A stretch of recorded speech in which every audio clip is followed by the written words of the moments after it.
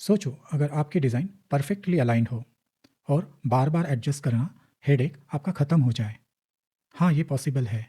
मैं एक फिग्मा के ऐसे फीचर्स की बात कर रहा हूँ जिससे आपकी काम की स्पीड 2x हो सकती है।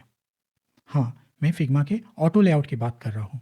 ये टूल एक बिगिनर के लिए मैजिक है और एक प्रो के लिए सुपर पावर है। मैं इस वीडियो में आपको स्टेप बाय स्टेप बताऊंगा कि ऑटो लेआउट कैसे यूज़ कर सकते हैं और ऑटो लेआउट की सहायता से आप रिस्पॉन्सिव डिज़ाइन एफर्टलेसली कैसे बना सकते हैं। तो चलिए शुरू करते हैं। और ट्रस्ट मी, ये वीडियो मिस करना काफ़ी कॉस्टली हो सकता है। चलो हम स्टार्ट करते हैं।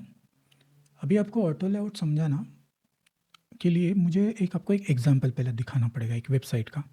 तो मैंने ये W3 स्कूल्स की एक टेम्पलेट की वेबसाइट मैंने ये निकाली है। हमें जो ऑटो लेआउट करना है वो ऐसे वेबसाइट के लिए करना है, मतलब ऐसा ही कुछ लेआउट बनाना है। डिज़ाइन एग्जैक्ट नहीं, बस मैं लेआउट की बात कर रहा हूँ। जब हम लेआउट की बात कर रहे हैं तो बस ऐसे मतलब बॉक्सेस की बातें करते हैं। तो अभी हमें ऐसी वेबसाइट के लिए ऑटो लेआउट करना है। तो क्या है, अब देखो पहला तो समझ लीजिए ऑटो लेआउट होता क्या है। ऑटो लेआउट का मतलब क्या है कि जैसे अब लेआउट मतलब ये आपका एक हेडर, ये हेडर हो गया। जो ऊपर ये लिखा है माई फूड, यहाँ मेनू है और यहाँ मेल है, ये आपका हेडर का पार्ट हो गया। ठीक है, उसके बाद आपका क्या हो गया, ये कंटेंट हो गया। मतलब ये सारी इमेजेस है, ये सारा आपका कंटेंट का पार्ट है। ठीक है, ये भी कंटेंट है। कंटेंट में जैसे ये पहला सेक्शन, ये दूसरा सेक्शन, फिर ये तीसरा सेक्शन, फिर ये फूटर का पार्ट हो गया। ठीक है, सो ये पूरे जो ब्लॉक्स बना रहे हो ना उसको आप बोलते हो लेआउट। ठीक है, और ऑटो लेआउट में क्या है कि अभी जब अगर आपको एकदम फिक्स विथ के लिए सब कुछ बनाना रहता कि हर चीज़ फिक्स है तो आपको शायद ऑटो लेआउट की ज़रूरत ना पड़ती। लेकिन रियलिटी में क्या होता है, रियलिटी में सबके मॉनिटर के साइजेस अलग होते हैं। कभी कोई वेबसाइट मोबाइल में दिखता है, कोई टैबलेट में दिखता है, कोई डेस्कटॉप में दिखता है, तो अलग अलग साइज़ है। ठीक है, तो और दूसरी बात क्या होता है कि कौन से हमें पहले से पता नहीं रहता है कि भाई किसका मॉनिटर का क्या साइज़, तो हमें फ्लेक्सिबल लेआउट बनाना रहता है कि वो साइज़ के हिसाब से अपने आप अडॉप्ट हो जाए, अपने आप चीज़ें उसकी चेंज हो जाए। जैसे अब ये अगर वेबसाइट देखते हैं, अगर मैं इसको जैसे थोड़ा छोटा कर दूँ, ठीक है, तो देखो क्या हो रहा है, इसकी पैडिंग चेंज हो रही है, कम हो रही है। ऑटो लेआउट में अभी हम देखेंगे उसमें पैडिंग ऐसे कम नहीं होती है, वो अलग बात है। लेकिन और भी अगर मैं छोटा करूँ तो देखो अब पूरा लेआउट ही, जैसे ये जो इमेज का बॉक्स है वो छोटा हो रहा है। देखो सारी इमेजेस थोड़ी थोड़ी छोटी हो रही है। ये टेक्स्ट कैसा है, थोड़ा थोड़ा नीचे जा रहा है अपने आप। ठीक है, तो ये सारी चीज़ें ऑटो लेआउट से। वैसे ही क्या है, ये लोगो सेंटर में है और सेंटर में ही रह रहा है। ये आपका लेफ्ट में रह रहा है, ये राइट में रह रहा है, लेकिन वो बाहर नहीं जा रहा है, वो आ रहा है अंदर, आपके लेआउट के साथ ही आ रहा है। ठीक है, वो चिपक रहा है, मतलब ये लेफ्ट को चिपका है, ये सॉरी ये लेफ्ट को चिपका है, राइट को चिपका है और ये सेंटर में। ठीक है, तो ये सारे पार्ट होता है ऑटो लेआउट से, या ये सब चीज़ें आप ऑटो लेआउट से अचीव कर सकते हो। ठीक है, दूसरा और क्या ऑटो लेआउट से अचीव कर सकते हो, जैसे अभी ये फुटर है, अभी इसको आप ध्यान से देखिए। मैं अब इसको छोटा कर रहा हूँ तो देखो यहाँ पे अगर आप देखोगे तो ये जो टैग्स लिखे हैं ना, ये टैग्स पॉपुलर टैग्स, देखिए अब मेरी जैसे विथ छोटी हो जाएगी ना, ठीक है, तो देखो वो टैग अपने आप नीचे आ गया। ठीक है, नीचे आ गया। तो क्या हो रहा है, आपके विथ के हिसाब से वो कंटेंट एडजस्ट हो रहा है ना अपने आप। तो ये जो चीज़ है ना, देखो 3 कॉलम में कैसे लेआउट बराबर से फिट हो रहा है, कंटेंट कैसे अपना आप ये हो रहा है। और इसके बाद देखो एक टाइम के बाद क्या हो रहा है, पूरा लेआउट ही चेंज हो गया। ये जो पूरा लेआउट चेंज होने वाला जो पार्ट है वो आपका आता है दूसरा, मतलब वो रिस्पॉन्सिव वाला पार्ट आता है। जब हम रिस्पॉन्सिव का वीडियो देखेंगे जिसमें मैं आपको रिस्पॉन्सिव डिज़ाइन कैसे बनाना है वो सिखाऊंगा, उसमें वो पार्ट आएगा। अभी हम रिस्पॉन्सिव में ऑटो लेआउट भी इंपॉर्टेंट होता है, ऑटो लेआउट से आप रिस्पॉन्सिव को कैसे जो मेन चीज़ें हैंडल करते हैं वो हम देख रहे हैं। सो इतना तक जैसे रिस्पॉन्सिव, मतलब ये रिस्पॉन्सिव है ना, विथ छोटी मोटी वाला ये रिस्पॉन्सिव है।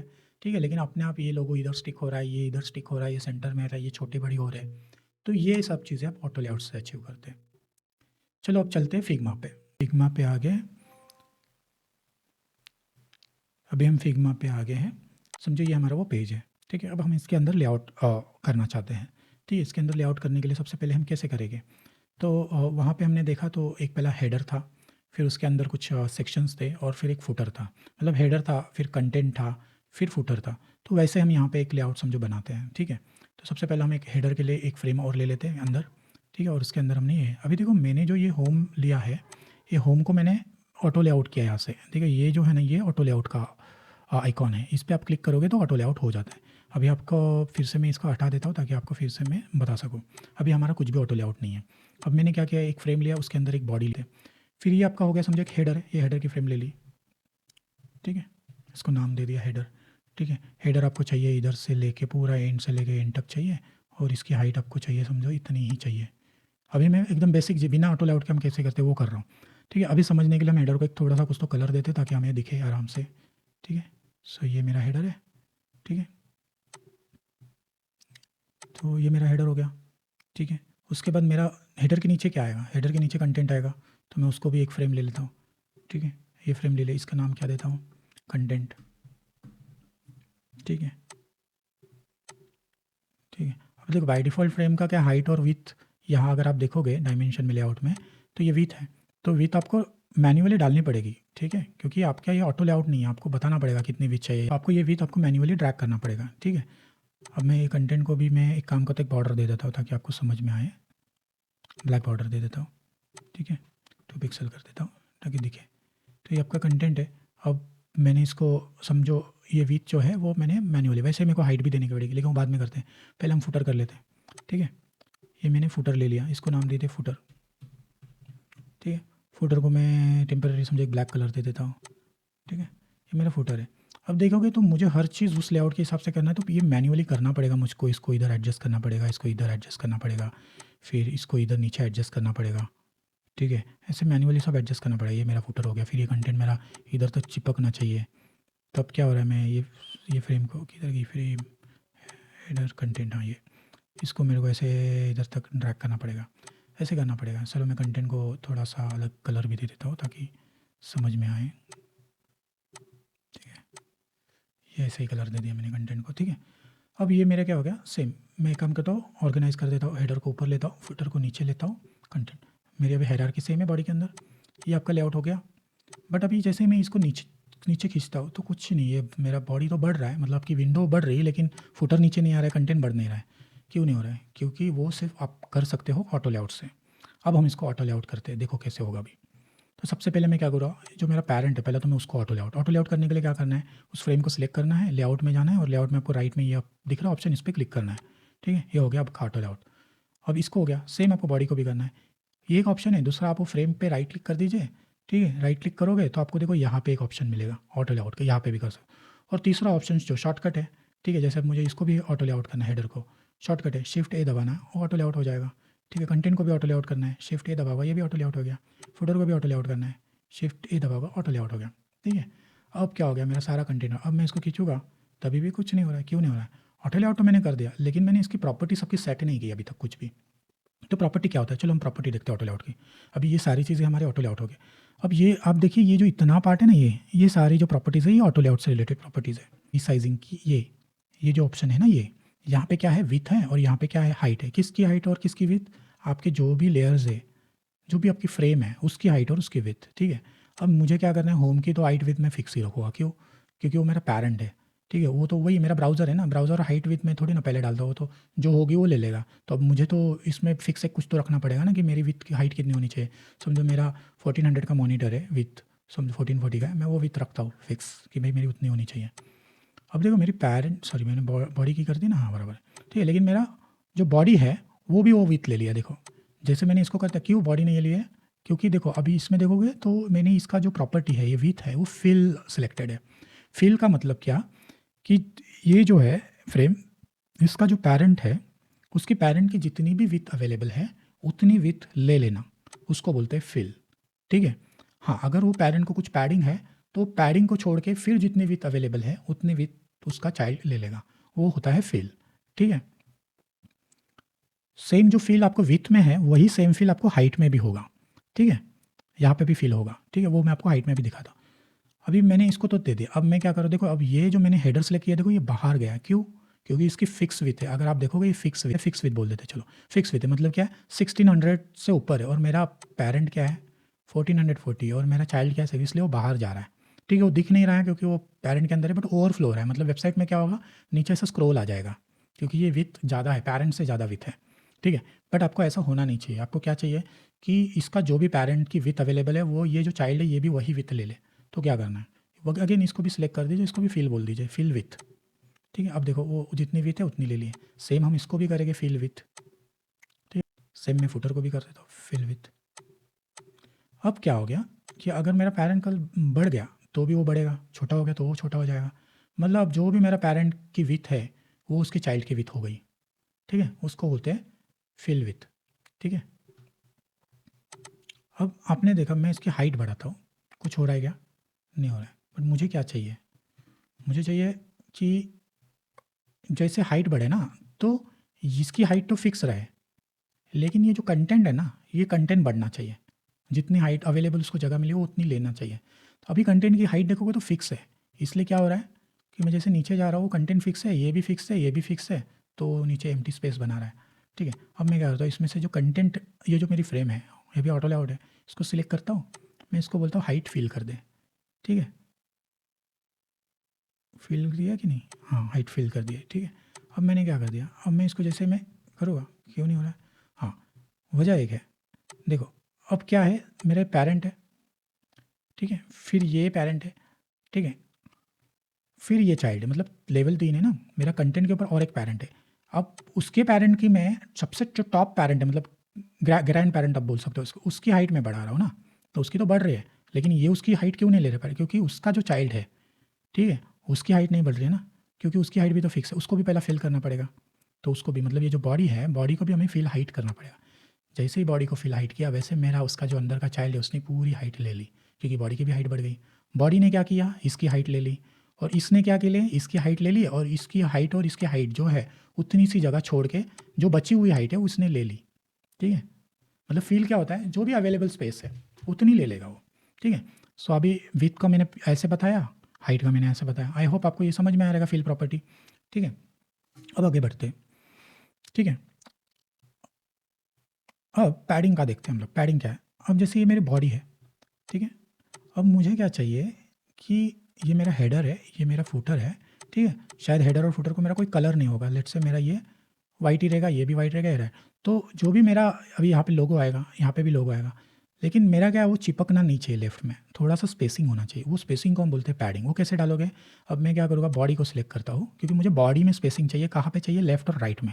लेफ्ट हो भैया, देखो ये पैडिंग करके लिखा है। ये जो पहला वाला हिस्सा है इसको बोलते हैं हॉरिजॉन्टल पैडिंग, मतलब लेफ्ट एंड राइट पैडिंग। अब मैं लेफ्ट एंड राइट में इसको बोलता हूँ 40 पिक्सल पैडिंग। मतलब मुझे बोला यहाँ पे 40, चलो 40 कम हो रहा है, मैं 80 दे देता हूँ, ठीक। अब मैंने क्या किया, यहाँ पे लेफ्ट में और यहाँ पे पैडिंग दे दी, इसलिए सब कंटेंट फील है, लेकिन ये पैडिंग ले लिया उसने, ठीक है। तो अब मैं अगर इसकी विड्थ बढ़ा दूंगा, तो देखो कंटेंट तो फील है, लेकिन वो पैडिंग ले है ना बॉडी को, तो उतनी जगह छोड़ रहा है वो, उतनी जगह छोड़ के जितनी बाकी अवेलेबल जगह है उतने अंदर के चाइल्ड ने जगह ले ली, लेकिन पैडिंग की जगह छोड़ दी, ठीक है।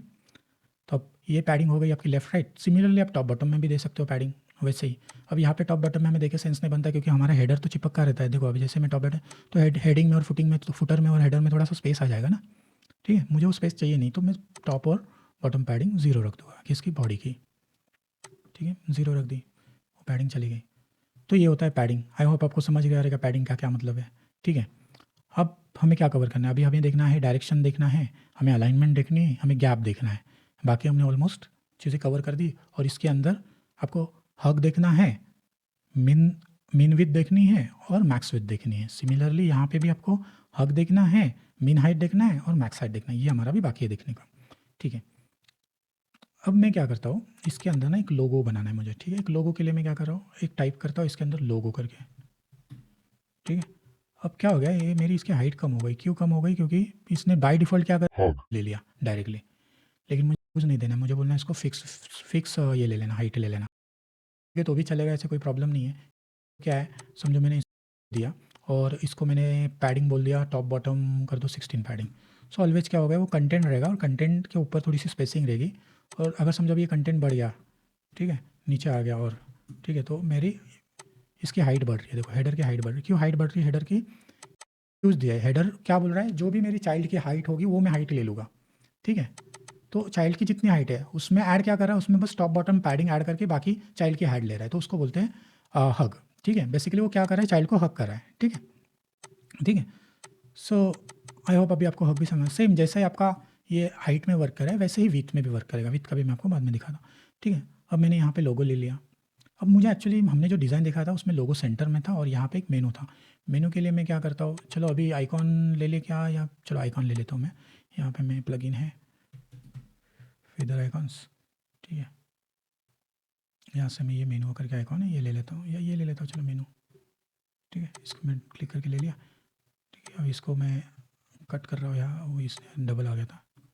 ठीक है, इसको यहाँ से कट कर रहा हूँ और यहाँ पे मैं इस फ्रेम में हेडर के अंदर पेस्ट कर रहा हूँ।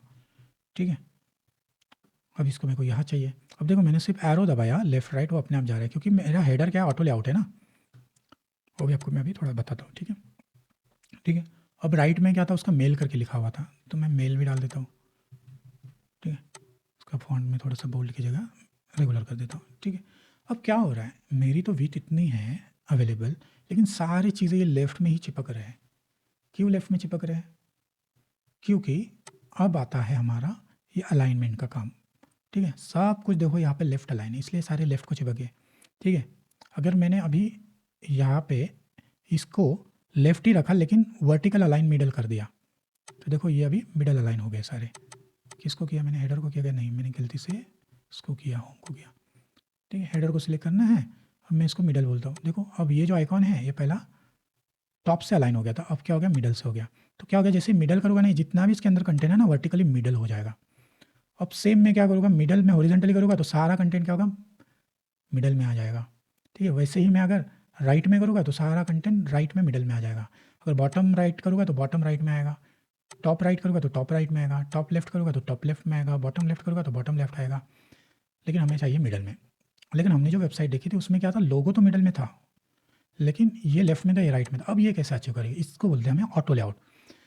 अब ऑटो लेआउट क्या है, अब ये देखो ये हेडर के अंदर ये सारे चाइल्ड है। ठीक है, अब ये चाइल्ड के अंदर देखो तो ये गैप है, ये गैप क्या होता है, ये चाइल्ड के बीच का गैप है। अब मैं इसको 10 के जगह इसको बोलता हूँ 40, तो देखो अब ये दोनों ने 40 गैप ले लिया। लेकिन फिर भी हमारा जो पर्पज़ है वो अचीव नहीं हुआ। क्यों नहीं अचीव हुआ? क्योंकि हम क्या चाहते हैं, हम चाहते हैं कि ये लेफ्ट में चिपके, ये राइट में जाए और ये सेंटर में रहे। तो आप क्या करोगे, फिर से हेडर में बोलेगा और ये जो गैप है ना, अब ये गैप को क्या लिखोगे आप, ऑटो लिखोगे, ऑटो। ठीक है, यहाँ पे आप ऑटो लिखोगे, यहाँ पे ड्रॉप डाउन करके आपको ऑटो करके एक प्रॉपर्टी आती है वो सिलेक्ट करोगे।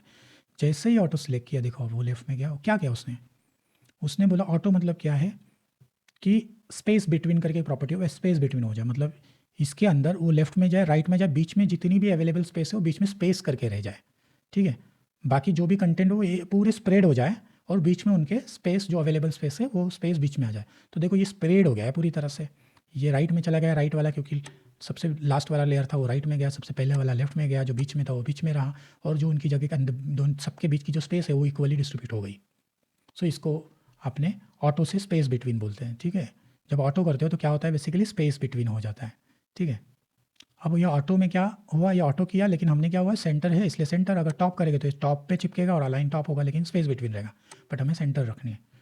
ठीक है, अब इसका फ़ायदा क्या है, अब इसका फ़ायदा ये है कि जैसे ही हम ये पूरे ब्राउज़र विंडो जो भी होगी उसको हम छोटा बड़ा करेंगे ना, तो ये भी छोटा बड़ा होगा। अभी हम क्या करते हैं, इसका जो कलर दिए ना उसको हम हटा देते हैं। ठीक है, या वाइट कर देंगे जो भी है। ठीक है, अब वो कलर नहीं है, अब जो हमने वेबसाइट देखी ना वैसा ही हो गया ना ये, देखिए। तो ये होता है ऑटो लेआउट। ठीक है, इस तरह से ये हमारा रिस्पॉन्सिव हो गया। ठीक है, आई होप आपको दिख रहा है ये सब। ठीक है, रिस्पॉन्सिव हो रहा है। ठीक है, अब हमने क्या देखा था उसके अंदर, हमने देखा था उसके अंदर इमेजेस थे।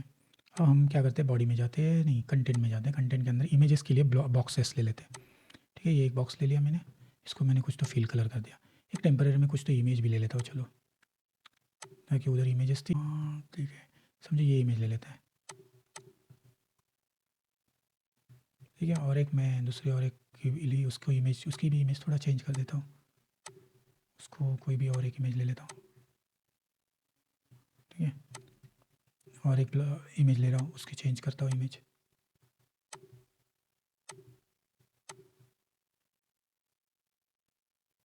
ठीक है, ऐसे मैंने क्या किया, 3 और एक ले लो, 4 ले लेते चलो, और एक ले लेते हैं, इसकी भी इमेज थोड़ी सी चेंज कर देते हैं।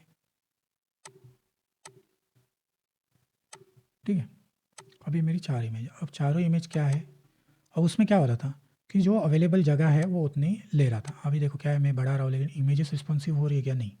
क्यों नहीं हो रही, क्योंकि इमेजेस ऑटो लेआउट नहीं है। तो क्या करेंगे, सबसे पहले हम सारे इमेजेस को सिलेक्ट करेंगे और इनको शिफ्ट ए दबाएंगे, तो क्या हो गया, ऑटो लेआउट। अब ऑटो लेआउट क्या हो गया, इनको एक पेरेंट आ गया क्योंकि मैंने सबको एक साथ सिलेक्ट किया था ना, इसलिए। तो मुझे पेरेंट चाहिए था और उसको मैं बोला सेक्शन नाम देता हूँ। ठीक है, कौन सा सेक्शन है, एक्चुअली इमेजेस सेक्शन है, बट फिलहाल मैं आपको, ठीक है। और उस सेक्शन को भी मैं क्या बोलता हूँ, वो तो ऑटो लेआउट है, मैं उसको फिल बोलता हूँ। ठीक है, फिल हो गया। अब वो सेक्शन तो फिल हो गया, लेकिन ये इमेजेस फिल नहीं हो रहे। क्यों? क्योंकि इंडिविजुअल इमेजेस को भी ऑटो लेआउट करना पड़ेगा। तो एक एक इमेज को आप शिफ्ट ए, शिफ्ट ए, शिफ्ट ए, शिफ्ट ए, सब ऑटो लेआउट हो गई। लेकिन सिर्फ ऑटो लेआउट करके नहीं, उसको प्रॉपर्टी भी देनी पड़ेगी। तो अब मैं सबको सिलेक्ट कर रहा हूँ और उसकी विथ में जा रहा हूँ, और विथ में उसकी जो विथ है उसको मैं बोल रहा हूँ फिल। अब देखो उसने क्या कर लिया, जो जगह अवेलेबल है वो ले लिया उसने। ठीक है, देखा। सो अपने आप वो क्या कर रहा है, अपने आप वो विथ एडजस्ट कर रहा है। अब हम उस लेआउट में देखेंगे तो उसमें वो हाइट भी एडजस्ट हो रहा था, लेकिन इसमें वो नहीं है। इसमें क्या, ऑटो लेआउट में क्या होता है, अवेलेबल स्पेस एडजस्ट कर रहा है। वो हाइट और विथ दोनों एडजस्ट करना है, वो आपको रिस्पॉन्सिव में हम देखेंगे बाद में। ठीक है, अब देखो ये अपने आप इमेज जितनी जगह है वैसे एडजस्ट हो रहा है। ठीक है, तो हमने वो भी अचीव कर लिया। ठीक है, इसके बीच का जो ये स्पेस है इसको हम बोलते हैं गैप। ये जो सेक्शन है, सेक्शन के अंदर ये जो गैप है, ये गैप को हम बोलते हैं 40, नहीं 20 दे देते हैं। ठीक है, और ये जो हमारा कंटेंट है, हम कंटेंट को भी क्या बोलते हैं, टॉप और बॉटम में हम थोड़ा पैडिंग दे देते हैं। अभी 10 है ना, तो 40 दे देते हैं। तो क्या हो गया, वो थोड़ी सी स्पेसिंग ऐड हो गई। अब हम चाहते हैं तो कंटेंट का भी कलर हम हटा देते हैं। ठीक है, कंटेंट के बॉर्डर भी हटा देते हैं। तब ये हो गया हमारा, आपकी इमेजेस आ गई। इमेजेस आपका ये हो रहा है। ठीक है, सेम अगर मैं जैसे अभी ये इमेज है, अगर इमेज के नीचे मैं समझो इसके अंदर ही टेक्स्ट ले लेता हूँ। ठीक है, इसके अंदर एक अपने आप ऑटो फिल हो रहा है। मैं अभी टेक्स्ट यहाँ से कहीं से कॉपी कर रहा हूँ। ठीक है, और उसमें पेस्ट कर रहा हूँ। ठीक है, टेक्स्ट पेस्ट हो गया। थोड़ा भी मुझे प्रॉपर्टी चेंज करना पड़ेगा टेक्स्ट का।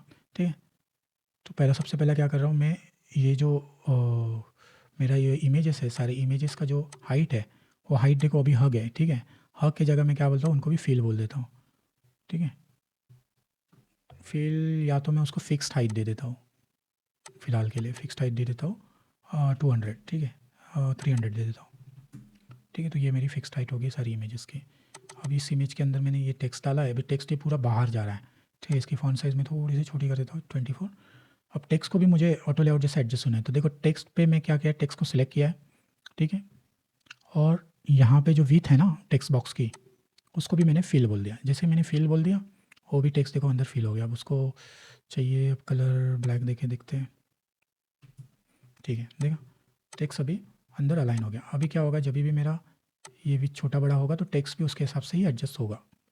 ठीक है, क्योंकि टेक्स्ट भी फिल है। ठीक है, लेकिन मेरे इमेज की हाइट फिक्स है, इसलिए क्या हो रहा है, वो टेक्स्ट एक टाइम के बाद वो ओवरफ्लो हिडन हो रहा है। ठीक है, मतलब वो हाइड हो रहा है, वो ओवरफ्लो हो रहा है वो। तो अगर वैसा ना हो तो आप क्या करने का, उसका जो पेरेंट, अभी इसका टेक्स्ट का पेरेंट क्या है, टेक्स्ट का पेरेंट ये इमेज है, इसकी जो हाइट फिक्स है उसको हम क्या करेंगे, यूज करेंगे। तो अब क्या होगा, यूज से जैसे ही टेक्स्ट की हाइट बढ़ेगी तो इमेज की भी हाइट बढ़ाएगा वो। देखा, बाकी की हाइट फिक्स है इसलिए वो नहीं बढ़ रही है, लेकिन उसकी हाइट फिक्स नहीं, उसकी हाइट क्या है, उसकी हाइट हमने हग कर दी है। ठीक है, इसलिए वो हग हो रहा है। ठीक है, और ह्यूज एक्चुअली मेरे दिमाग मुंह में बार बार ह्यूज आता है, एक्चुअली वो हग है। ठीक है, आई होप आपको समझ में आ रहा है ये सब चीज़ें। ठीक है, अब इसके अंदर भी अगर आपको पैडिंग देनी है तो यही अगेन, इसके अंदर वो भी ऑटो लेआउट है ना, उसके अंदर भी आप पैडिंग, अभी 10 पैडिंग है ऑलरेडी, आप उसको 20 कर दीजिए तो पैडिंग आ गई।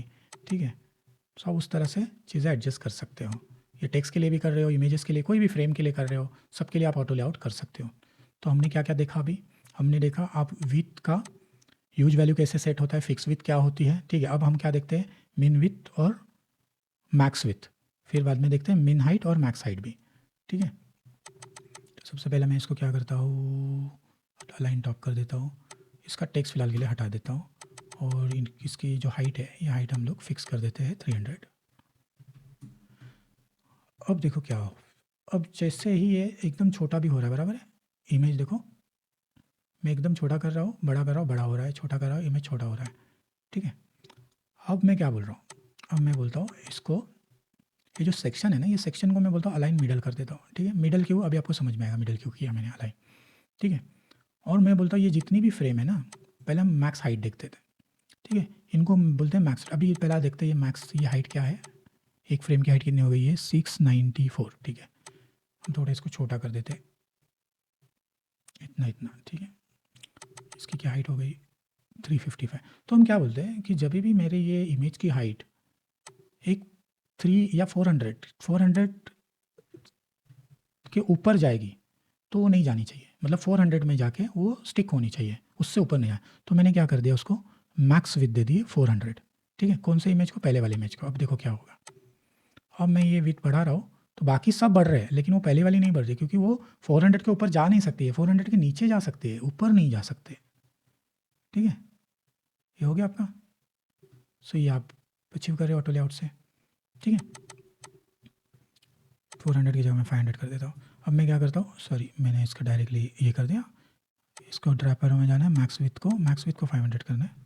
ठीक है, 500 बहुत ज़्यादा हो जाएगा। ठीक है, अब मैं ये जितनी भी है ये सबको बोलता हूँ 400 ही बोलता हूँ मैक्स विथ। ठीक है, सबको सिलेक्ट किया, सारे फ्रेम को मैक्स विथ को 400 बोल दिया। अब ये सेंटर में क्यों है, क्योंकि इसका पेरेंट सेक्शन को मैंने क्या अलाइन किया था, सेंटर में। ठीक है, अब बॉडी बहुत ज़्यादा है तो 400 से ऊपर नहीं जाएगा, 400 के नीचे आएगा तो छोटा हो जाएगा। देखिए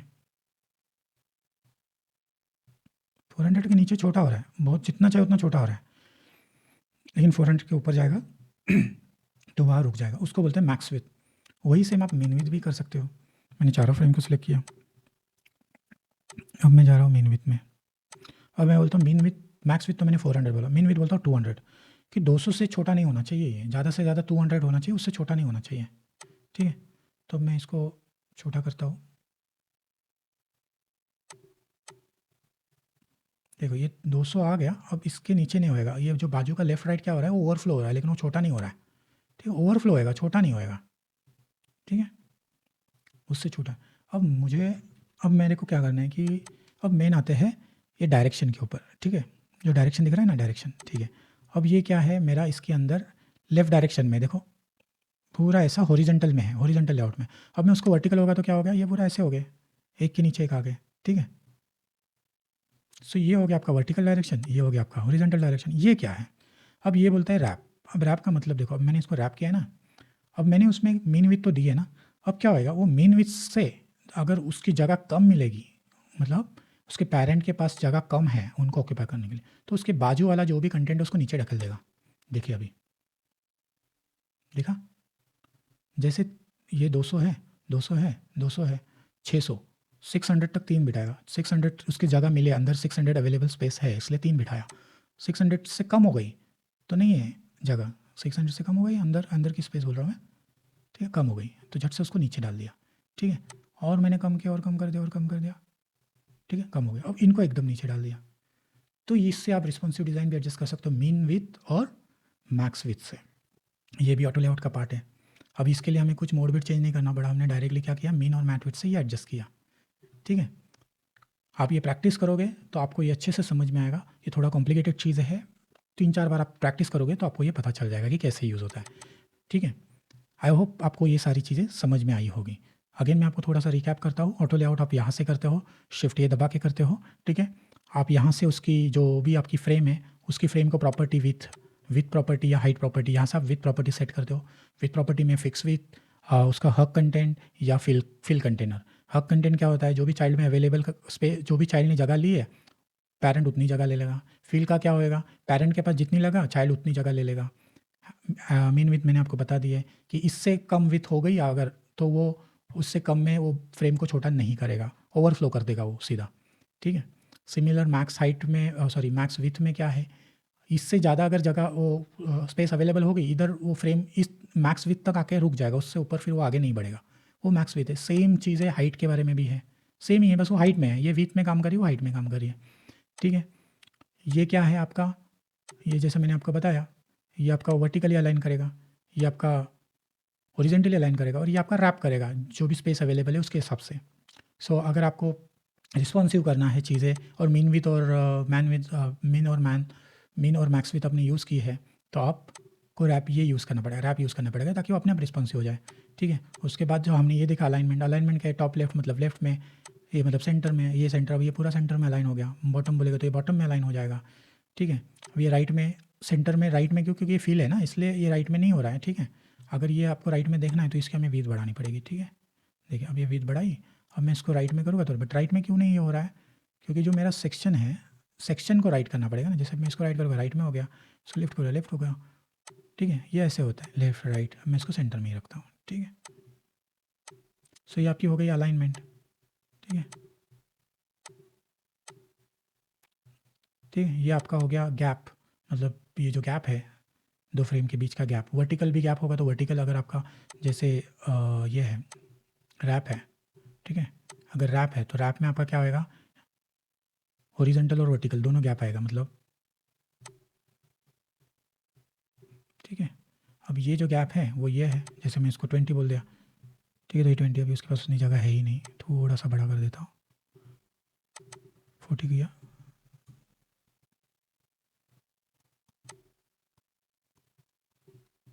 अरे सॉरी, मैं किसको गैप दे रहा हूँ, इसको सेक्शन को गैप देना है ना। जैसे मैंने इसको 20 दिया है, 40 दिया, देखो गैप बढ़ गया, ठीक है। इधर अपने आप जो मैंने इसको दिया वो अपने आप इतने इसको लिया, लेकिन अगर उसको आपको कम करना है तो आप उसको मैन्युअली दे सकते हो, मतलब आपको हॉरिजॉन्टली देखो ये कम हो गया ये ज़्यादा हो गया, आप यहाँ पे भी क्लिक करके वो दे सकते हो, कम ज़्यादा कर सकते हो डायरेक्टली, वही है सेम है। यहाँ पे भी क्लिक करके डायरेक्टली दे सकते हो, सेम हो गया, ठीक है। तो ये गैप हो गया, ठीक है।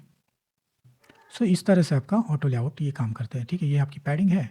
अब ये आइकॉन क्या है, ये आइकॉन में आपको ये लेफ्ट है, ये राइट पैडिंग है, ये टॉप है, ये बॉटम पैडिंग है, नहीं रहेगा तो directly left right top bottom ऐसे दिखाता है, मतलब ग्रुप कर देता है, ठीक है। ये क्लिप कंट्रोल क्या है, क्लिप कंट्रोल मतलब क्या है, ये आपकी जो फ्रेम है, जब कुछ कंटेंट, सॉरी क्लिप कंटेंट, जब कुछ कंटेंट इससे बाहर जा रहा है, ठीक है। जैसे मैंने टेक्स्ट लिखा था ना इसके अंदर, डाल के दिखा देता हूँ। जैसे मैंने यहाँ पे कुछ भी टेक्स्ट लिखा, ठीक है। अब ये इसके बाहर जा रहा है लेकिन आपको दिख नहीं रहा है, ठीक है।